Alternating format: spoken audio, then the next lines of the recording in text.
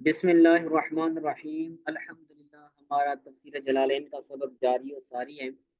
اور ہم نے گزشتہ سبق کے اندر پڑھا تھا کہ انبیاء کرام معصوم ہوتے ہیں اور محفوظ عن الخطا اور معصوم عن الخطا کے بارے میں ہم نے فرق کیا تھا، اور آخر میں پڑھا تھا کہ اللہ تعالیٰ فرماتا ہے کہ اگر کوئی بندہ میرے ذکر یعنی قرآن سے منہ پھیر دے تو ہم اس کو قیامت والے دن اندھا اٹھائیں گے۔ ٹھیک ہے، تو اسی بات کو آگے کنٹینیو کرتے ہیں۔ قال رب لم حشرتنی لما حشرتنی اعما، یہ لم نہیں ہے بلکہ لما ہے، لما حشرتنی اعما وقد كنت بصیرا۔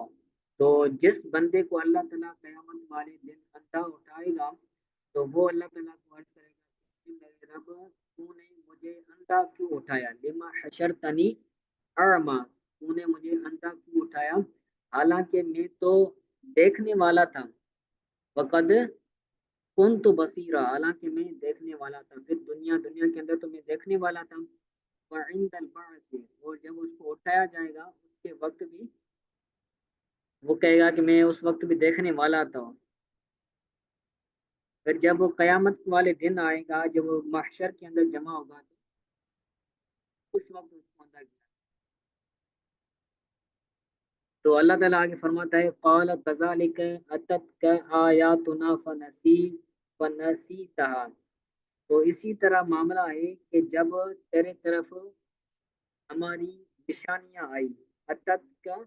آئی آیاتنا، تیرے پاس ہماری نشانیاں تو تو نے ان کو بھلا دیا، تو نے ان کو ترک کر دیا۔ کذالک الیوم تنسا، اسی طرح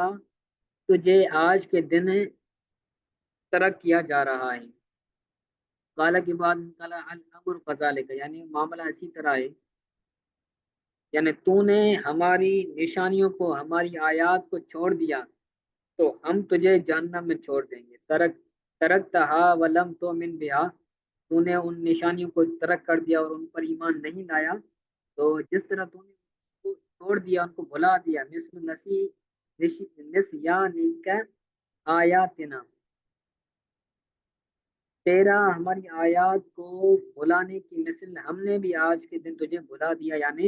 جہنم میں تجھے چھوڑ دیا، ترک کر دیا۔ کذالک مثل جزائنا من عارض عن القرآن، تو یہ لفظ جو ہے نا وہ مثل جزائنا من عارض القرآن، یہ ہے تفسیر جلالین کی عبارت، اور قرآن کی عبارت ہے وَكَذَلِكَ نَجْزِي مَنْ أَسْرَفَ، کذالک نجزی من اسرف، اسی طرح ہم جزا دیتے ہیں اس شخص کو جو اسراف کرتا ہے، جو حد سے بڑھتا ہے، یعنی شرک کرتا ہے، اشرک کا جو بندہ شرک کرتا ہے، ولم تؤمن بآیات ربی، اور اپنے رب کی آیات پر ایمان نہیں لاتا، ولعذاب الآخرۃ اشد وابقی، اور آخرت کا عذاب بہت زیادہ سخت ہے اور بہت زیادہ باقی رہنے والا ہے۔ ٹھیک ہے، کذالک کے بعد نکالا و مثل جزائنا من عارض عن القرآن، کہ اس کی جزا کے مثل کہ جس نے قرآن سے منہ پھیرا، جس شخص نے قرآن سے منہ پھیرا، جیسے ہم اس کو جزا دیں گے، اس کو سزا دیں گے، اسی طرح ہم اس شخص کو بھی جزا دیں گے، اس شخص کو بھی سزا دیں گے جو جس نے شرک کیا، اشرک، جس نے شرک کیا، یعنی اللہ تعالیٰ کے ساتھ کسی غیر اللہ کو شریک ٹھہرایا، تو اس کو بھی ہم اندھا اٹھائیں گے قیامت والے دن۔ اور آخرت کا عذاب، یہ تو یعنی محشر کے اندر عذاب ہوگا، اس کے بعد ہم کو جہنم میں ہمیشہ داخل کیا جائے گا، اور والعذاب الآخرت سے یہی مراد ہے کہ آخرت کا عذاب اس سے بھی زیادہ سخت ہے، اندھا ہونا یہ کم عذاب ہے، لیکن جہنم کی آگ میں جلنا، آخرت کا جو عذاب ہے وہ اس سے زیادہ شدت والا ہے، من عذاب الدنیا و عذاب القبر، عذاب قبر سے اور عذاب دنیا سے یہ سخت ہے، وہ اب کا اور دوام، ادوم یعنی دائم اور قائم رہنے والا، یعنی بہت زیادہ ٹائم پر رہنے والا وہ عذاب ہے۔ دنیا کے اندر جو عذاب ہوگا وہ عارضی ہوگا، قبر کے اندر جو عذاب ہوگا وہ بھی عارضی ہوگا جب تک قیامت قائم نہیں ہوتی، ٹھیک ہے، لیکن جو آخرت کا عذاب ہے وہ سخت بھی ہے اور باقی رہنے والا ہے۔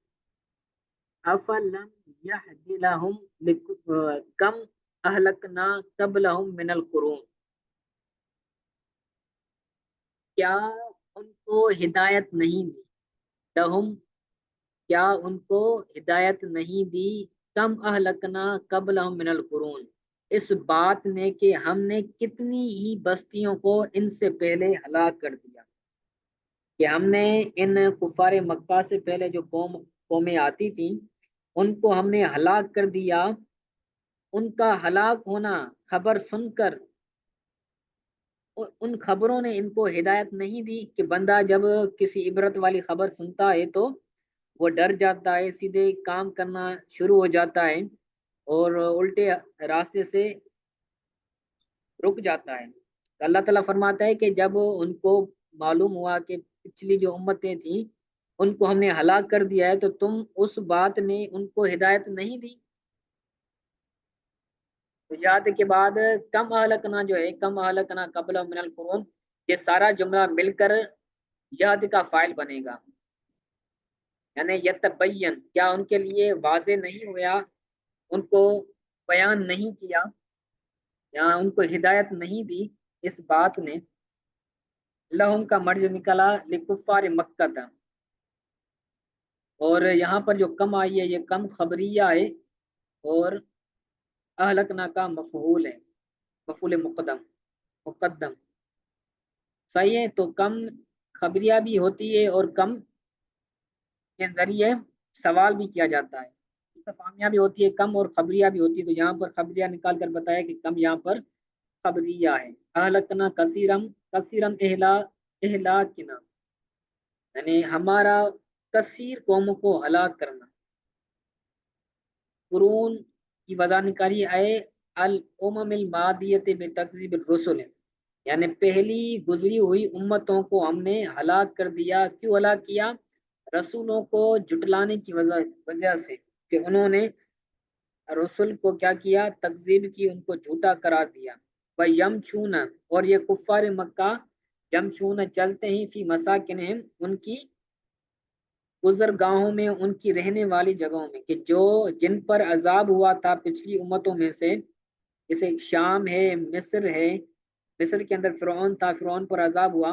تو اللہ تعالیٰ فرماتا ہے کہ یہ کفار مکہ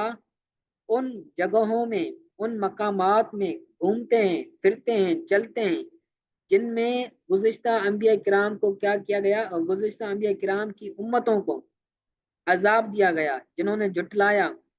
تو یہ ان کی جگہوں میں گھومتے ہیں، اس کے باوجود بھی یہ عبرت نہیں حاصل کرتے۔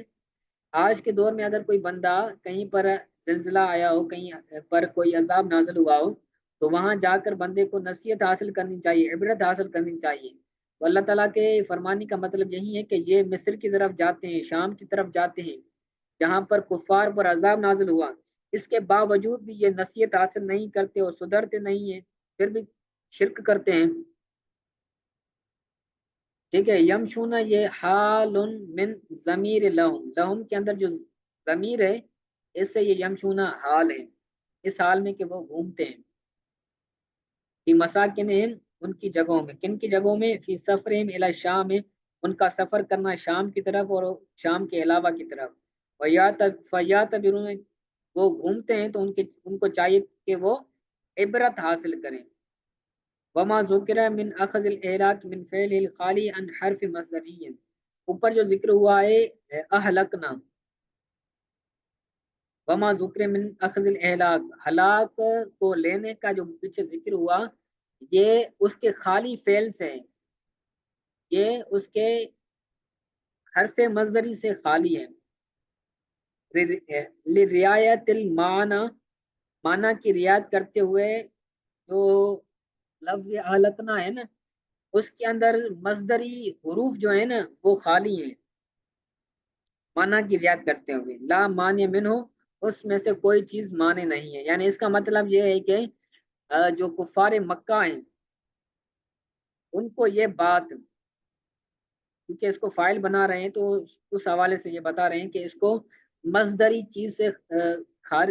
یعنی مصدری حروف سے خالی کر کے معنی، مصدری معنی کی رعایت کی گئی ہے۔ یہ معنی یعنی یہ مانن فائل بن رہا ہے یہدی کا، کہ ہم نے جو ان کو ہلاک کیا، ان کا ہلاک ہونا، ہمارا ان کو ہلاک کرنا، ان کو یہ باتیں ہدایت نہیں دیتی؟ ان فی ذالک لآیات، بے شک اس میں نشانیاں ہیں، یعنی لعبرن، عبرت ہے، لأولی النہا، عقل والوں کے لیے، لذوی العقول، عقل والوں کے لیے۔ آگے ولولا کلمت سبقت من ربک، اگر اللہ تعالیٰ کی طرف سے، اگر تمہاری رب کی طرف سے ایک کلمہ سبقت نہ کر جاتا، اللہ تعالیٰ نے جو ان کے ساتھ معاملہ کیا ہے، اگر وہ اللہ تعالیٰ نے جو حکم کر رکھا ہے اگر وہ نہ ہوتا، وہ کلمہ نہ ہوتا، تو کیا ہوتا؟ لکان نظام، تو ضرور ضرور ان کو ہلاکت لازم ہوتی، وہ اجلم مسمہ، اور اگر یہ کلمتن پر یہاں پر اس کا عطف ہے، ولولا کلمتن ولولا اجل مسمن، اگر کوئی کلمہ مقرر نہ کیا ہوتا یا پھر مدت مقرر نہ ہوتی، تو ان کو عذاب ضرور بضرور، ہلاکت ضرور بضرور لازم ہو جاتی، بتاخیر العذاب عنہم الی الاخرت، کہ اللہ تعالیٰ نے وہ کلمہ کون سا سبق کر گیا ہے کہ اللہ تعالیٰ نے ان کو عذاب کو مؤخر کیا ہے آخرت کی طرف، دنیا کے اندر اللہ تعالیٰ کو عذاب نہیں دے گا، یہ اللہ تعالیٰ کا کلمہ سبق کر چکا ہے۔ اہلاک نکالا، کان کا فائل، کان کا اسم، لزامن مانا بتائے لازم لہم فی الدنیا، یعنی ان کو دنیا میں ہی عذاب ضرور بضرور لازم ہو جاتا اگر اللہ تعالیٰ کا کلمہ سبقت نہ کر جاتا، ولاجل مسمن، اگر مقرر مدت بھی نہیں ہوتی تو ان کو دنیا میں ہی عذاب ہو جاتا، مضروب لہم، تو یہ ان کے لیے مضروب مانے مقرر مدت ان کے لیے، معطوف علی الضمیر، اب یہاں اس کا عطف بتا رہے ہیں کہ واجل مسمن، اس کا عطف ہے ضمیر مستتر پر جو کان کے اندر ہے، کان کا ضمیر کیا ہے؟ ہوا، اور اس سے مراد ہے اہلاک، تو یہ اس سے عطف ہے، وہ کام الفصل بھی خبر یا مکان تاکید، اور کان کی جو خبر ہے اس کے درمیان فاصلہ بخبر یا مکان تاکید، معطوف اور معطوف علیہ کے درمیان خبر کا فاصلہ کیا، خبر کیا ہے؟ لزامن خبر ہے، اور معطوف علیہ کیا ہے؟ کان کا ضمیر، اور معطوف علیہ یہ ہے، اور معطوف ہے اجل مسمن، تو بتا رہے ہیں کہ یہ معطوف اور کان ضمیر کا معطوف علیہ، ان دونوں کے درمیان لزامن خبر کی کیا کی گئی ہے؟ لزامن خبر کے ذریعے فصل کیا گیا ہے، فاصلہ کیا گیا ہے، حالانکہ ہونا کیا چاہیے تھا؟ پہلے معطوف علیہ آتا، معطوف علیہ کے بعد پھر معطوف آتا، اس کے بعد اس کی خبر آتی، لیکن یہاں پر خبر کا فاصلہ کیا گیا ہے معطوف اور معطوف علیہ کے درمیان، ٹھیک ہے، مکان تاکید، تاکید کی وجہ سے، اس سے کیا ہوتا ہے؟ تاکید پیدا ہوتی ہے، ٹھیک ہے۔ آگے کہتے ہیں فصبر علامہ یقولون، تو تم صبر کرو اس پر جو وہ کہتے ہیں، وسبح بحمدک، اور تم تسبیح بیان کرو یعنی نماز پڑھو اپنے رب کی حمد کے ساتھ، قبل طلوع الشمس، سے سورج کے طلوع ہونے سے پہلے یعنی نماز فجر، اور قبل غروب ہی، اور سورج کے غروب ہونے سے پہلے یعنی نماز عصر، ومن آنا اللیل، اور رات کے کناروں کے درمیان کیا کرو؟ سبح، نماز پڑھو، ساعات ہی یعنی رات کے